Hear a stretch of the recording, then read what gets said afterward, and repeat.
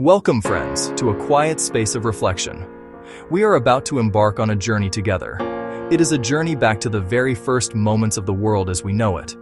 We will explore the stories that have shaped generations, cultures, faiths. Instead, think of this as a calm walk through a very old and very beautiful garden of stories. We will move slowly, chapter by chapter, through the ancient book of Genesis. Our purpose is simple: to listen, to see, to feel the weight of these foundational tales in a new and gentle way. To guide our way, we will use beautiful imagery that evokes the world of Genesis. Vast, starlit skies, empty landscapes waiting for life. Accompanying these visuals will be a gentle score of music, a soft and calming presence that will support our journey. We begin our journey at the very start of everything. Before time, before light, before life itself, there was only a formless void. The first chapter of Genesis paints a picture of this emptiness. It describes a world without shape, covered in darkness, deep water. But into this quiet chaos, a voice speaks. It is a voice of order and intention. The story tells us that this is the voice of God. And with a simple command, "Let there be light," the first act of creation unfolds. Light separates from darkness, setting the stage for everything to follow. Over 6 days, the process of creation continues. The waters are separated from the sky. Dry land appears. Vegetation fills the earth. Plants, trees, flowers. The heavens are adorned with the sun, the moon, and the stars. These are markers of time. Days, seasons, years. The inanimate becomes the living. The waters teem with fish and great sea creatures. The skies fill with birds in flight and in song. God blesses them to be fruitful and multiply. The land is populated. Livestock, creatures that creep along the ground, wild beasts, each created according to its kind. On the 6th day, creation reaches its pinnacle. After forming the world and all its creatures, God decides to make humanity.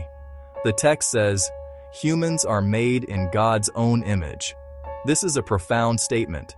It suggests a special relationship, a unique capacity for connection, creativity, and stewardship. Man and woman are created and given a special role. They are to care for the earth, to oversee the animals, and to live in partnership with the Creator. With humanity, creation is complete. The 7th day, a day of rest to appreciate all that has been made. Our story now zooms in, focusing on the first 2 humans. They are placed in a beautiful garden called Eden. This is a place of perfect harmony and abundance. Rivers flow through it. Every kind of tree that is beautiful and good for food grows there.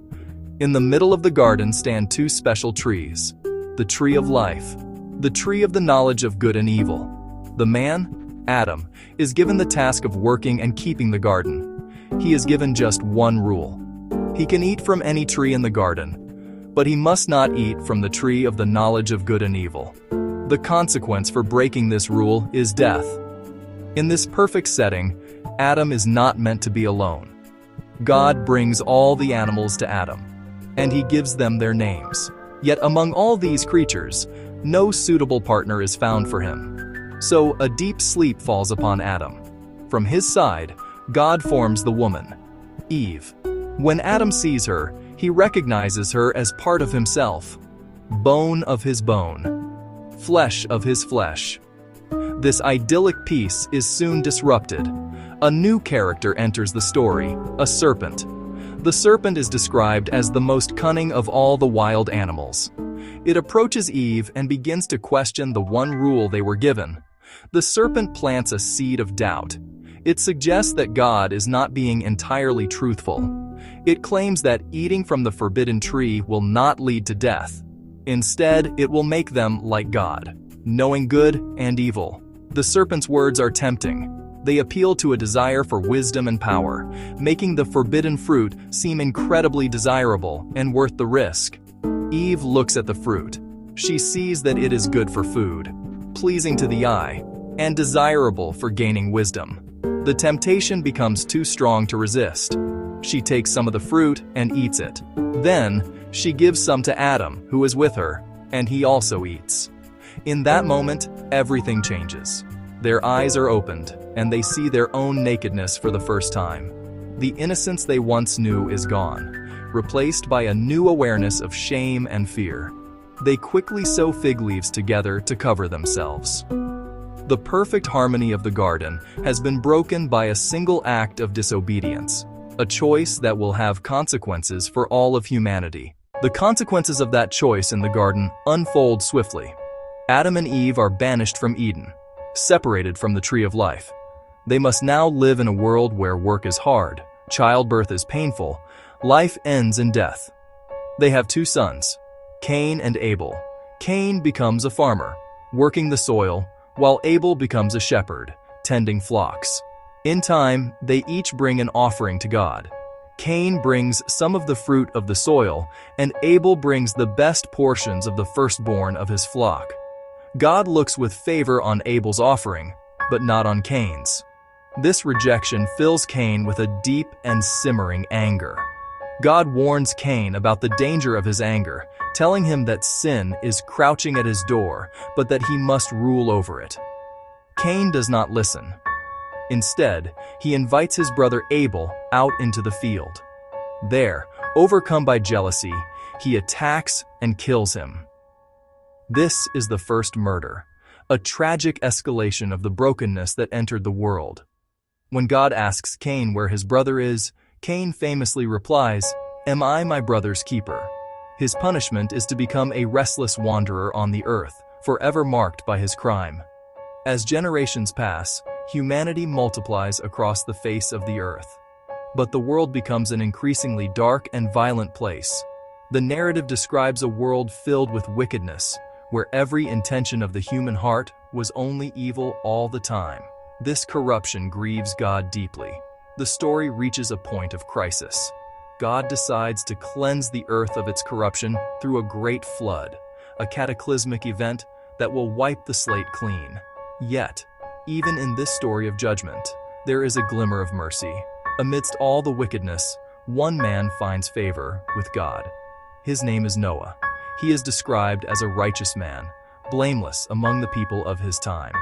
God instructs Noah to build a massive ark, a great ship of salvation. He is told to bring his wife, his sons, and their wives into the ark. He is also commanded to bring pairs of every kind of animal, to preserve life through the coming flood. Noah obeys all of God's commands. He builds the ark and gathers the animals, preparing for the deluge that will reshape the world and offer humanity a second chance. After the great floodwaters recede, Noah, his family, and all the animals emerge from the ark onto a clean, new earth. The first thing Noah does is build an altar and offer a sacrifice to God. God receives the worship with favor. God makes a promise to all creation, never again to destroy all living creatures with a flood. As a sign, he sets a rainbow in the clouds. The rainbow, a constant reminder of God's mercy and his commitment to preserve the world. Shem, Ham, Japheth become the fathers of the nations. The narrative then provides a long list of their descendants, a table of nations. This chapter acts like a bridge, connecting Noah's family to diverse peoples and cultures, spreading out from the mountains of Ararat to settle new lands. For a time, the whole world has one language and a common speech. There is a sense of unity as humanity begins its new chapter on the cleansed earth. This unity, however, does not last long. As people migrate eastward, they settle in a plain in the land of Shinar. They learn to make bricks and use them to build. They decide to build a great city for themselves, with a tower that reaches to the heavens. Their motivation is not to glorify God, but to make a name for themselves. They want to create a monument to their own power and ingenuity. They are also driven by a fear of being scattered across the earth. Their project, the Tower of Babel, is an act of human pride and a direct challenge to the divine plan. God sees their project and their motivation. The story says that God comes down to see the city and the tower. He recognizes that if they can achieve this, nothing they plan to do will be impossible for them. To halt their arrogant project and to ensure they follow his command to spread out, God confuses their language. Suddenly, they can no longer understand one another. Communication breaks down, and construction grinds to a halt. The people are scattered from there over all the earth, just as they had feared. The city is left unfinished, and its name, Babel, becomes a symbol of confusion, division, and the consequences of human pride. Our story now leaves the broad history of all humanity and focuses on one man and his family. His name is Abram. He lives in a city called Ur, a bustling place in Mesopotamia. From this world of many gods and settled life, a single, powerful call comes to him. The God of Noah, the creator of the world, speaks directly to Abram. He gives him a command that is both simple and life-altering. He tells Abram to leave his country, his people, his father's household. He is to go to a land that God will show him. This is a radical call to abandon everything familiar and step out into the unknown, guided only by a divine promise. This command comes with an extraordinary set of promises. God tells Abram that he will make him into a great nation.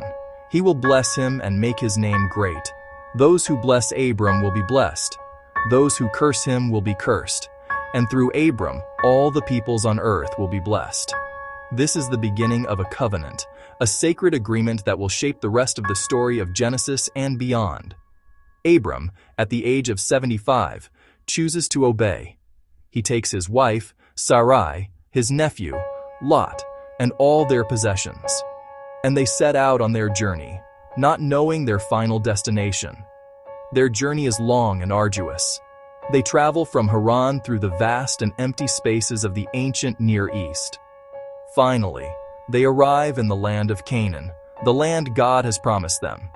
Abram travels through the land, passing by the great Canaanite cities. At a place called Shechem, by a great tree, God appears to him again. He confirms his promise, saying, "To your offspring, I will give this land." In response to this divine assurance, Abram builds an altar to the Lord. This act of worship marks the land as a sacred space, a physical testament to the promise he has received and the faith he has placed in it.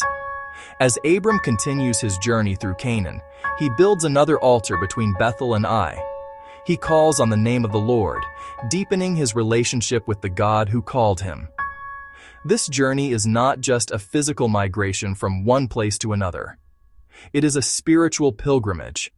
Abram is learning to live a life of faith, depending on God's guidance in a land that is not yet his own. He lives as a nomad, a stranger in a foreign land, holding on to a promise of a future he cannot yet see. His story is the beginning of a new chapter in humanity's relationship with God, one built on personal faith, obedience, and the hope of a promised blessing. The narrative shifts to the next generation, focusing on Jacob's favorite son, Joseph. Joseph is the firstborn of Rachel, and Jacob openly favors him. He gives Joseph a richly ornamented robe, a coat of many colors. The coat is a visible symbol of favoritism, and it sparks deep jealousy in his 10 older brothers. They see the coat and are filled with hatred, unable to speak kindly to him. Their resentment hangs over the family like a dark cloud. Joseph's situation worsens because of 2 dreams, which he naively shares with his brothers. Dream 1.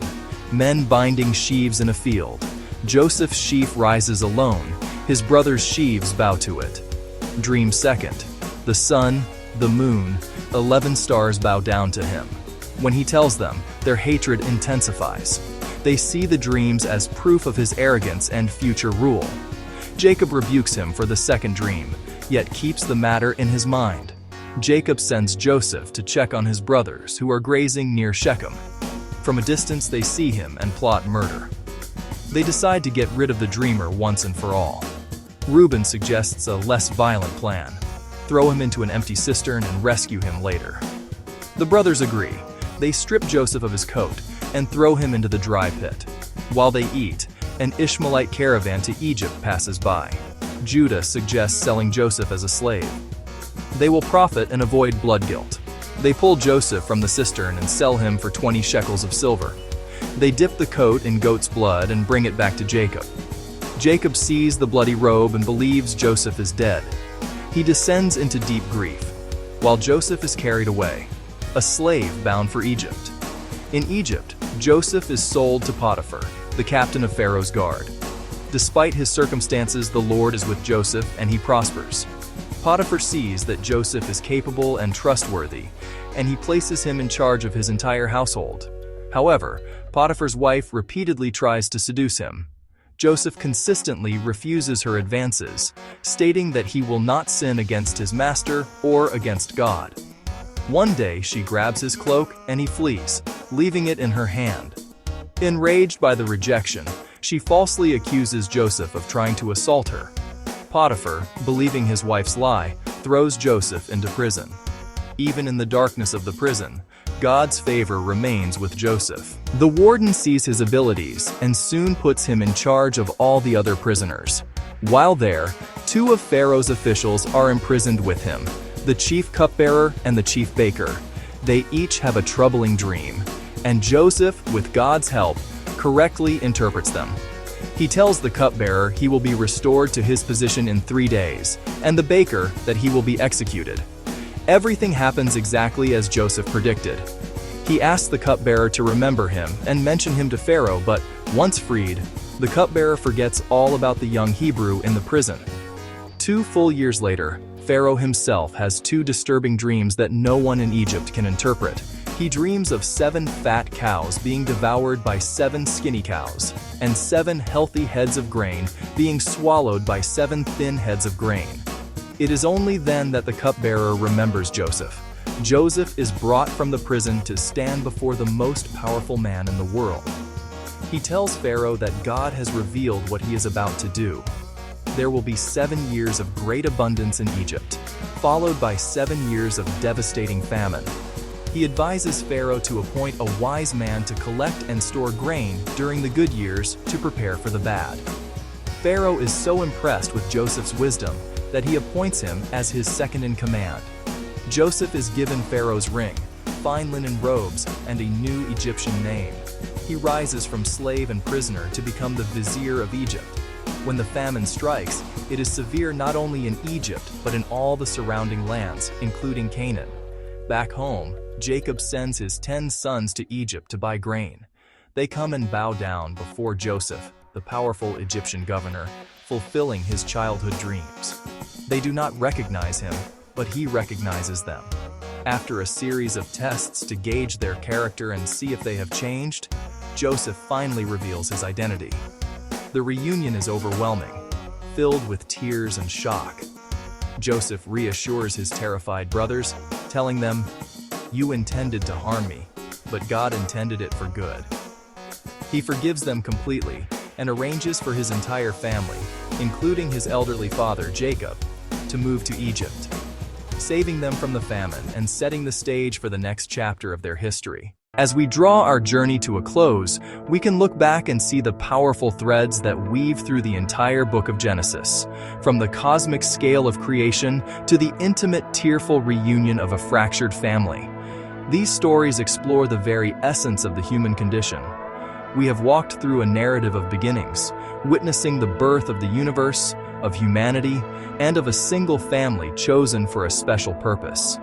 We have also traced the unwavering thread of covenant, the sacred promise that guides the narrative.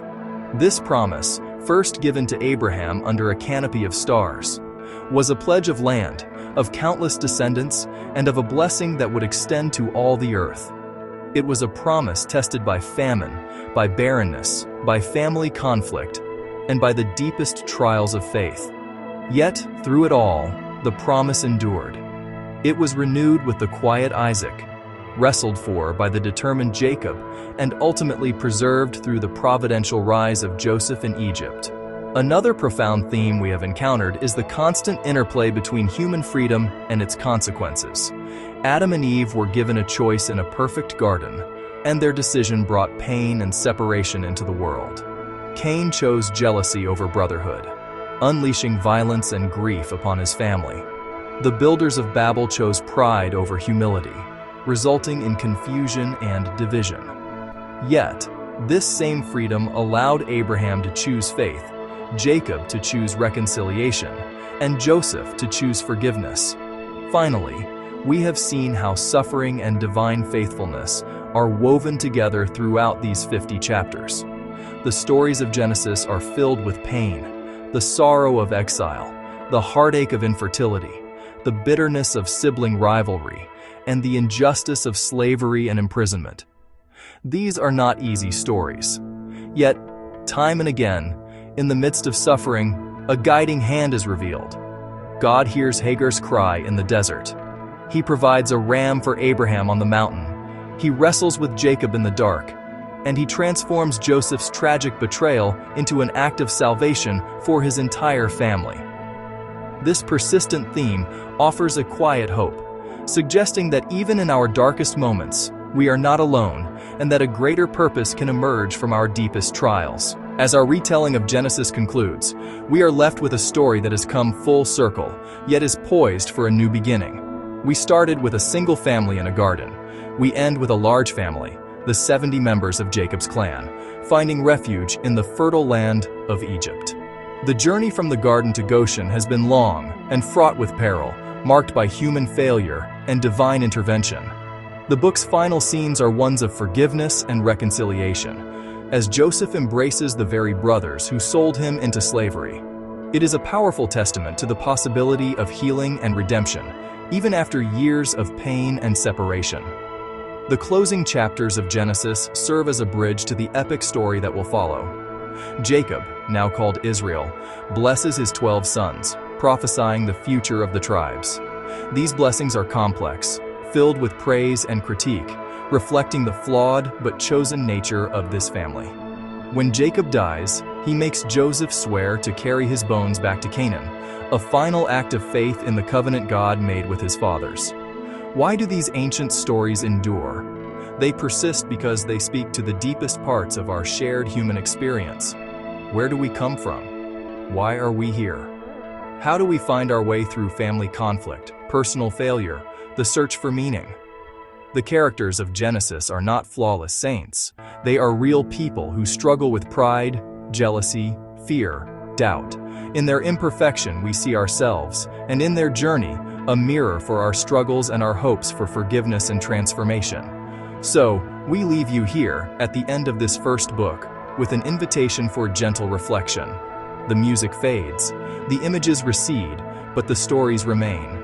They are a foundation, a collection of beginnings that have shaped the spiritual landscape of the world. They offer wisdom not in simple answers, but in the rich complexity of their narratives. They remind us that our lives are part of a much larger story, one of faith, failure, enduring hope. May this journey through Genesis be a source of peace, a spark for curiosity, and, a quiet reminder of the profound and timeless power of these foundational tales.